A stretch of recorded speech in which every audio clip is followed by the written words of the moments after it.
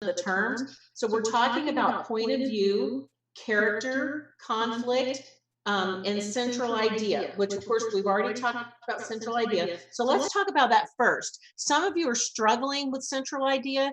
And one of the things I want to remind you, the best way to remember central idea is to think of it as cause and effect.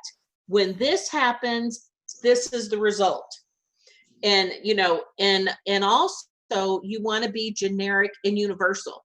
So some of you are using character names. You don't want to do that. You want to talk about people in general. If they behave a certain way, or if something happens, then this is the result. And remember, the central idea can be different for each of you. So don't worry about if you're looking at the peer editing and you see that someone else picked up on a central idea that was totally different than yours. There's not a problem with that. So don't worry about that. When you send me your outline, if there's a problem with your central idea, I will let you know, and then we can work on it from there. So just keep that in mind. So any questions about central idea before we go further? So that's the thing. Remember, every story, you will introduce the author, just name the author, the title of the story. You will give a very brief summary, no more than a half page. If you go over a half page, that's fine, but you don't want to do like a page and a half. You don't want to have a lot of detail. So you want to tell us basically the beginning, the middle, and the end of the story to keep it simple. And you're going to write, remember, in present tense, because every short story is literature and also art. And so you want to make sure that it lives forever. So that's why the characters always live. And when they speak and they do things, it's always in the present tense. So for every paper we do, the introduction will be the same. So the next thing that we're, point of view is the thing that we're talking about in this paper. So the point of view, there are different kinds. First person is when the narrator is using the first person point of view. They're usually a character, most likely a main character in the story. Some people got confused with Why I Live at the PO. Even though it's used in the first person, that does not mean that the author, Eudora Welty, is sister. Sister is she's speaking from sister's viewpoint. She's pretending to be sister, but she is not sister. So make sure that you don't make that assumption. So we have first person when they use I, my. Second person is when they speak from the you person point of view, and that's very rare. You will see that in Edgar Allan Poe's story, because he's always trying to convince the audience that he is not mad. And so he kind of shifts between the first and the second person point of view. And we will have a Poe story coming up if y'all choose to write about that. Speaking of second person point of view, don't use second person point of view when you're writing academic writing in this class. So now when you're drafting, if you use first or second person, that's fine. Just make sure that you don't you go back and you change it. And it just takes practice. Okay, so that's second person. And then we have third person objective. And in third person objective, that's when the author is describing what happens in the story, but the narrator or the author has no inside information. So everything we learn about the characters is through the what they say and what they do. Now, we have very few stories that do that. Even Willa Cather's Paul's Case, there seems to be a little bit of inside information, not so much. We also did Amy Tan's Two Kinds, and the other story, Willa Cather, Amy Tan, and then I'm forgetting the other one. I hate that you have to kind of bounce back and forth. Let's see right here. So paper one, the third one we did O'Brien, Welty, Oates, Cather. Oh, so we're also doing Edgar Allan Poe. So we already talked about that. So you're not going to see objective too often. Okay. So, and then we have objective, and then we have omniscient. And fully omniscient point of view is when the character knows what all the when the narrator is telling us pretty much what all the characters are thinking most of the time. And again, that is not very common, because usually we have limited omniscient, which is the last time that we're talking about. And limited omniscient, we pretty much only know the thoughts of the main character. Now, Paul's case, for example, we know the thoughts of Paul, his insecurities, but we also know just a glimpse into what the father is thinking, and also his teacher. So that comes up. But for the most part, it's limited omniscient, because we mainly just know Paul's thoughts. But so again, if there's kind of a gray area, you're not going to lose any points for that. And then, So of that course, was the third person image. right? Yes, I'm sorry. So we have third person omniscient, and that's when it's like God, and the narrator goes into the thoughts of most of the characters. In Tim O'Brien's The Things We Carried, we mainly know the thoughts of Lieutenant Cross, but every now and then we get into some thoughts of the other characters. But to be honest with you, it's primarily limited omniscient, because we just know a couple of thoughts of the other characters. And it's a long, short story. I'm trying to think. Amy Tan's, we mainly know just the thoughts of Jean May. We don't really know what the mother's thinking or the father's thinking or her piano teacher. So that is strictly limited omniscient third person. I'm trying to think of another one. Edgar Allan Poe, we already said second person. So it's pretty much from there. So you're going to identify the point of view in one of the paragraphs. You don't have to go in the order I have here. And then you're going to give some examples, and you're going to tie it into that central idea. Then we're also going to talk about character. The protagonist is the main character. So, for example, in The Cask of Amontillado, the protagonist is, I'm getting them mixed up, Montresor, is that right? And the antagonist is Fortunato.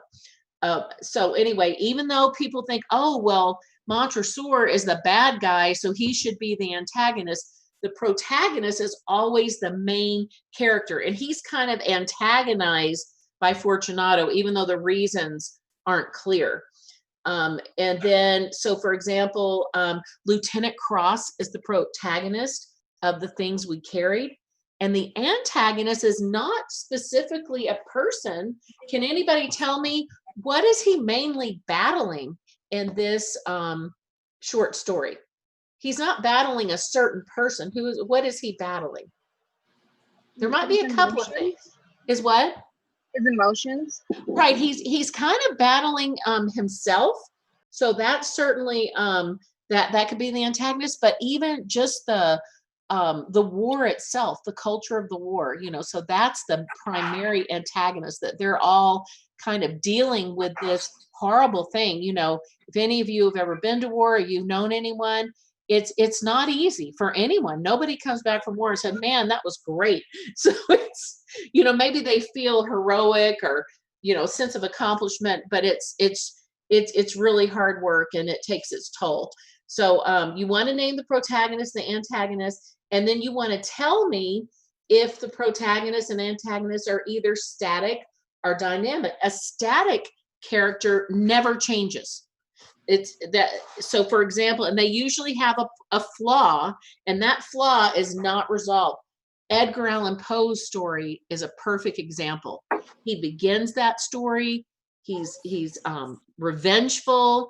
He's got an ego that just can't be quenched. And at the end of the story, he's exactly said, he doesn't feel like he did anything wrong. Now, some people think, oh, well, he had this moment, where he kind of felt sorry, but then he quickly comes back and said, no, I really don't. So he is definitely a static character that does not have any kind of epiphany. A dynamic character is one who does have insight, and that a lot of people argue about Sister in Why I Live at the PO. Some people feel like at the end of the story, she gets out of that house, she moves to the post office.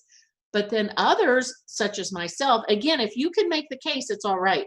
But other people feel like, you know what, sister, she's still kind of hung up on what's going on at home. If you look at the final couple of paragraphs, she's still wondering about all the drama from home. So I feel like she's a static character, and not dynamic. I see a lot of dynamic, Jean May and her mother.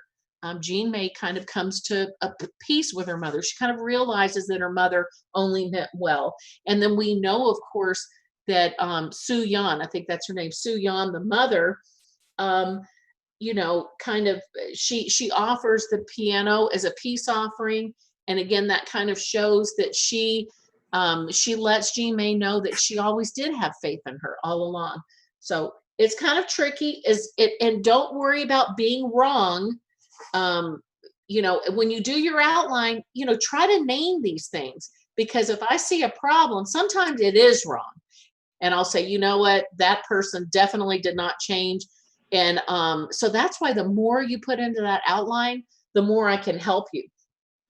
Okay. And then we probably need to get to the paper in just a minute. So the last thing you're going to talk about, and again, this doesn't have to be in order, is the conflict. And so you need to identify any external and internal conflicts. So let me try to talk about Paul's case. We haven't talked about, now some of you have not read Paul's case, but if you get to hear the recording, it'll occur to you what we're talking about. Paul has a lot of internal conflict. I mean, he just does not fit. There are students that even think that Paul is gay. But again, this was during a time when a person could be gay and not even know it. And that theory goes along with the fact that Willa Cather, the author herself, was gay. And so again, you could make that case if you want to. He's confused about his sexuality. There are definitely signs of that throughout the story. But the main thing is he's very unhappy. He loves art and music. But his teachers are teaching things like geography and math, and he's just not that interested in that. A lot of people are very hard on Paul. I'm very protective of him, so don't get me started with that. But if you want to be hard on him, you need to make your case. Okay, so he has a lot of inside conflict, and then external conflict is when you're dealing with things like nature, you're fighting with other people. Of course, we see a lot of that in Eudora Welty's story. We see a lot of that in Tim O'Brien. We see that between mother and daughter in Amy Tan's story. So you definitely want to, you might have a story that just has one kind of conflict that's very strong. And if you can't really say too much about external, for example, don't worry about that. So just do the best that you can. And again, when you write your outline, hopefully I'll point it out. And if I don't see it in your outline, then I'm going to see it when you turn in your draft. That's why the peer editing is so important, because if I see something that's off, or the other students see something that's off, we'll point that out and help you to write a good story. Now, remember, just like the I was supposed to talk about 15 minutes about each one, and we're almost right at 15 minutes. So y'all can unmute for a second and just ask me about, we mainly kind of touched on the stories and the terminology for paper 2. Does anybody have any questions about those? I know we go so fast. This is just awful. So any questions about those things? There goes my dog. Babes, keep them quiet. Let me shut the doors. You should probably come and shut it for me. Y'all are getting a lot of insight into, can any of you see my diplomas on the wall? There's my A&M diploma over there. I've got a picture of Billie Holiday, and because I'm from New Orleans, so you sometimes y'all can see different things on the wall. So we can't really hide who we are with the Zooming. So any questions about any of those things? Any of the stories? Again, the stories will show up on the quizzes. You'll get MLA questions. You'll get questions about grammar, but everything's open book. And then, of course, if there's something you don't understand, shoot me an email and I'll try to clear that up with you.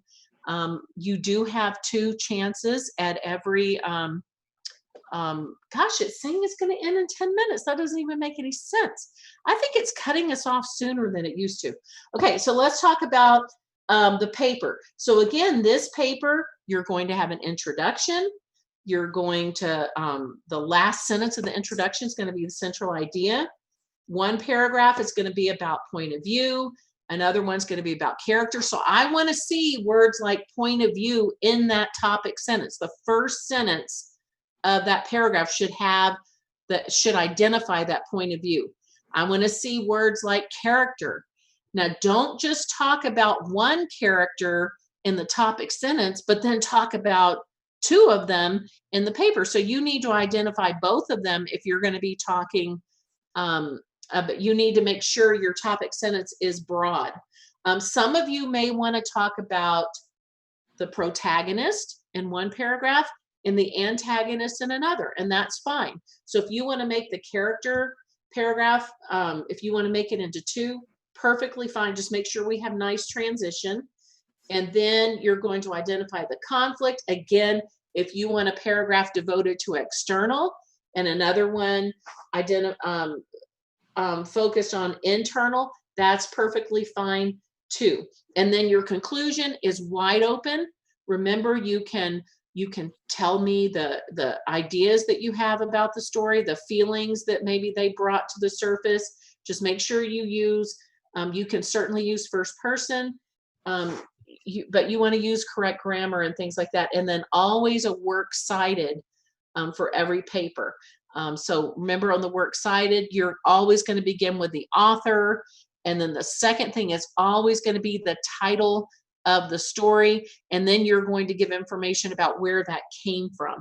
And it can be at the bottom of your paper, or it can be on a separate page. That's fine for these first 3 papers. But the last paper, I definitely want a formal works cited page that's on the second one. Also on the papers, all of them, it says the final draft must incorporate at least 3 direct quotes from the story using MLA documentation. That might just be 2 quotes for paper 1. I'm not sure, but just double check that. And include a works cited. So you want to keep the quotes brief and meaningful. So don't just go in there and give me some random quote or some dialogue.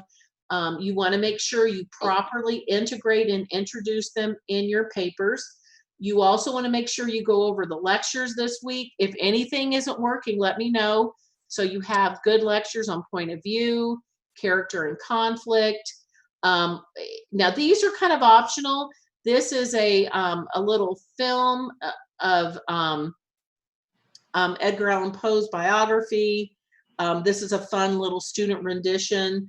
And then on the other page, if you have Amazon, you can see Paul's Case, the short film that was made about that story, and it's fabulous. It has Eric Roberts. Some of you may know who he is. He is the older brother of Julia Roberts, so that's kind of interesting. It's very old. It's black and white. I really like that. And then remember, this week you're going to be working on quizzes 1 and 2. Focus on the papers first. We're about to run out of time, so I'm going to let y'all ask questions for the remainder of the period. So y'all can unmute and ask questions. And I'm so sorry we go fast. A lot of times if it's too fast, that's why the recording is good, or you can come to Wednesday at noon. And we kind of go over the same thing, but a lot of times I think of something different because it's a different lecture. So I may talk about different stories in that lecture. Okay, so any questions? So for the point of view paragraph, we just talk about like how it's that point of view. We want, you know, Like, that these are excellent authors, and they chose that point of view for a reason. So you can certainly talk about why this particular point of view is more effective than if the author had used third person objective. So we want to know, for example, and sometimes the mystery is nice. Sometimes not knowing what the characters are thinking contributes to the central idea, because maybe you know, that kind of adds mystery and irony. So that's a good question. The point of view paragraph is probably going to be pretty short. Don't worry about that. So if you have one that's a little shorter than the others or longer than the others, I'm not looking at that. Remember, I'm not counting words either. Any other questions? Are y'all enjoying? Go ahead. For the story that we choose to write about, it can be any of the stories. Any of the stories. So you can choose from the required 11 stories, or you can choose from the optional list, which I believe is about 20 stories. Again, if you see a dead link, let me know and I'll fix it right away. Just don't choose poetry. We're saving that for paper 3. But again, you don't have to write paper 3 over poetry. That's just an option, because a lot of people get tired of all these short stories. Thank you. Anything else? Y'all, they're such a good class. Are y'all enjoying read? I know it's so fast. I hope you're enjoying the stories and learning something from them. I think they reveal so much about human nature. And, you know, what I like about the other stories, there's a lot of more modern stories in the optional list. So y'all might enjoy that as well. And, you know, Joy Luck Club is fairly new. You know, I think it was written in the 90s, but it's still, you know, a lot. She's an author that's still alive. Most of these authors are not. Tim O'Brien is still alive. He was teaching at Texas State. Okay, other questions? Remember, if I don't get to your question, you can always email me. God, this hair is awful. Look at it. It's all that swimming has not been good on it. Anybody else? Okay, well, we can call it quits for today. And again, if you think of anything, remember the outline, very important. The peer editing, very important. We want to see good peer editing this week in BB1. Get lots of good feedback. Remember, after you finish peer editing, you can ask for detailed feedback from me or visit with one of the ACC tutors or BrainFuse. So make sure y'all take advantage of that. And you get extra points too. Okay, so goodbye. Unless y'all can think of anything else, I'll leave it open until I see that all of you have left.